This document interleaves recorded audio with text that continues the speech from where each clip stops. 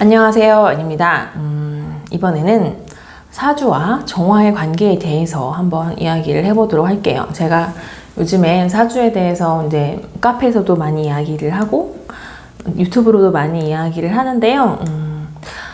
몰랐던 것을 알게 돼서 굉장히 반가워하시는 분들도 있고, 또 이제 사주에 대해서도 이전에 공부를 하셨다가 정화를 알게 되면서 그 둘의 관계를 저처럼 어렴풋이 혹은 어느 정도 생각을 하고 계셨던 분들에게는 도움이 되고 있으신 것 같아서 굉장히 저도 뿌듯하고 저 스스로도 앞으로 이것을 어떻게 연구하고 공부해서 여러분에게 더 효과적으로 정화할 수 있는 방법을 알려드릴 수 있을까 생각하고 있습니다. 네. 오늘은 그 연장선상에서 사주대로 사는 것이 가능한가? 사주대로 사는 것이 어떤 의미인가? 라는 것을 한번 이야기해 보려고 합니다. 사주는 내가 가지고 태어난 데이터, 가지고 태어났다기보다는 내가 그 생년월일 시에 태어남으로써 나의 데이터가 딱 정해지는 것으로 보여지는 건데요. 근데 흔히 사주대로만 살아도 굉장히 잘 산다고 많이 얘기를 해요. 사주를 알면서 도움이 되는 것은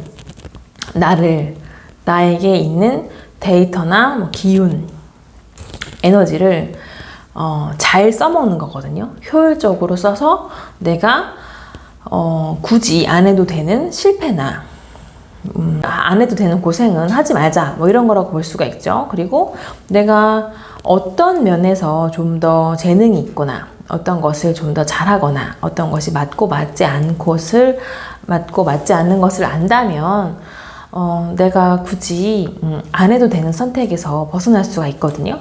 그런 것을 알므로써 내가 좀 더 수월하게 살 수가 있는 거죠. 이거 해도 안 되고 저거 해도 안 되고 나는 도대체 뭘 해야 되나, 이런 답답한 마음이 들 때 우리가 사주 같은 것을 이제 보게 되는 거죠. 그렇기 때문에 그런데 제가 앞서도 한번 말씀을 드렸지만 누구나 인간은 결핍을 가지고 태어나기 때문에 자신에게 없는 것을 평생 숙제처럼 추구하고 그것을 꿈꾸고 그것에 집착하게 돼요. 근데 우리가 사주를 알면 내가 없는 것, 내가 해도 안 될 것 같은 것은 빨리 받아들이고 내가 가지고 있는 것을 잘 쓰는 것에 집중을 해서 좀 더 인생을 행복하게 사는데 시간을 쓸 수 있는 거거든요.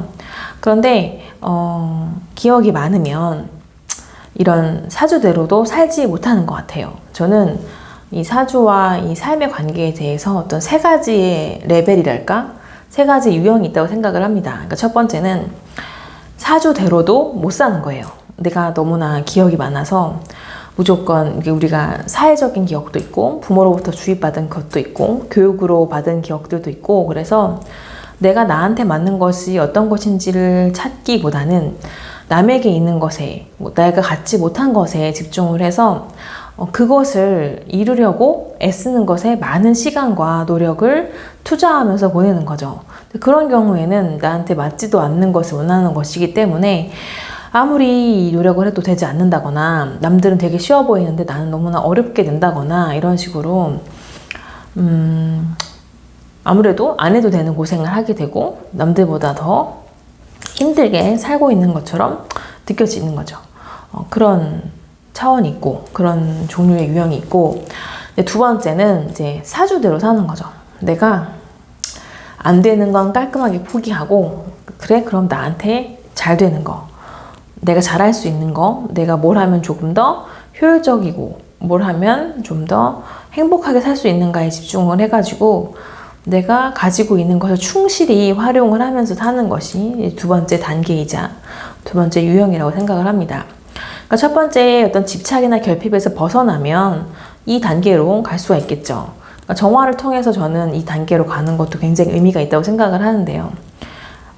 내가 어떤 것을 잘하는지는 운이 비도 잘 알고 있지만 보통 이렇게 사주대로도 못 사시는 분들은 내가 아닌 남이 되려고 사시는 분들이 굉장히 많기 때문에 운이 비리의 목소리는 당연히 들을 수가 없어요. 운이 비리의 목소리가 들려도 들리는지 모른다고 생각을 하고 지낼 수밖에 없거든요. 왜냐면 그런 것을 외면하고 살아온 시간이 너무나 많기 때문에 그렇습니다. 그래서 내가 어떤 기운들을, 어떤 에너지들을, 나는 어떤 재능들을 가지고 있는지를 알아보는 굉장히 유용한 방법이 사주라고 생각을 하고, 그러면 내가 적어도 갖고 태어난 것들을 나름대로 잘 쓰면서 살 수가 있어요.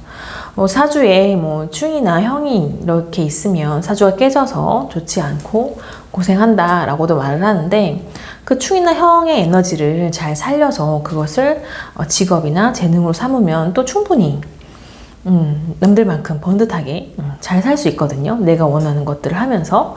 그러니까 그런 식으로 내가 나를 알면 인생을 사는데 좀 더 수월해지고, 그렇다 보면 좀 더 행복한 인생을 살 수가 있게 되는 거죠.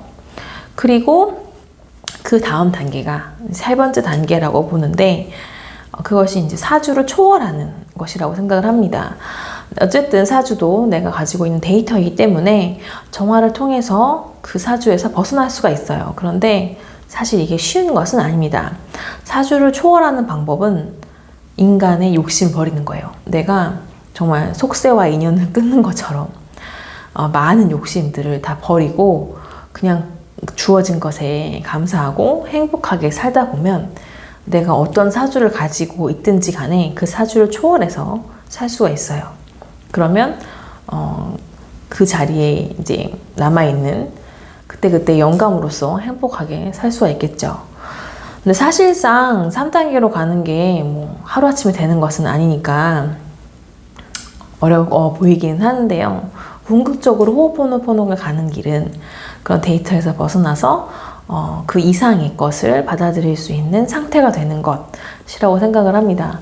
사주를 초월한다는 건 인간의 이해에서 벗어난다는 것이기도 하고, 내가 가지고 있는 지식이나 내가 가지고 있는 기억들이 얼마나 제한된 것이고 굉장히 협소한 시야인지를 알게 된다면 기꺼이 그런 기억이나 지식을 내려놓고, 욕심도 내려놓고 그때그때 세상이 나한테 주는 흐름에 맞춰서, 이 세상의 흐름에 맞춰서 내가 가장 적절한 시기에 적절한 곳에 있는 것을 선택할 수 있는 때가 오는 것이 아닌가 생각을 합니다. 호호포노포노를 하다 보면 느끼지만 계속 제로의 상태로 있는 것은 거의 인간으로서는 불가능하다고 봐요. 하지만 정화를 함으로써 내가 하루에 한 1분 정도는 제로 상태에 있을 수도 있는 거고, 굉장히 오랜 시간 정화하다 보면 그런 제로 상태에 있는 순간들이 이어지고 이어져서 더 많은 스테이트를 유지할 수 있는 것이 아닌가 합니다. 어쨌든 우리는 기억으로 선택하는 것이 아닌 영감으로 선택하는 삶을 살기 위해서 내가 그때그때 느끼는 생각이나 감정을 지워가다 보면 나에게 타고난 사주에 맞춰 사는 것보다 그 이상의 자유로움을 느끼면서 인생을 살 수 있지 않을까라고 생각을 합니다. 그렇기 때문에 저에게 사주는 그 3단계를 가는 과정이에요. 하나의 단계죠. 이것을 지워가면서 나의 흔적들을 세상으로부터 지우는 것. 그것이 호호포노포노의 궁극적인 목적이자 제가 사주를 통해서 가고자 하는 지점이라고 볼 수 있겠습니다. 네, 오늘의 영상이 여러분에게 도움이 됐기를 바라면서 여러분의 댓글, 여러분의 좋아요, 구독은 저에게 많은 힘이 됩니다. 시청해 주셔서 감사하고요. 다음 영상에서 또 뵙도록 하겠습니다. 감사합니다. 알로하.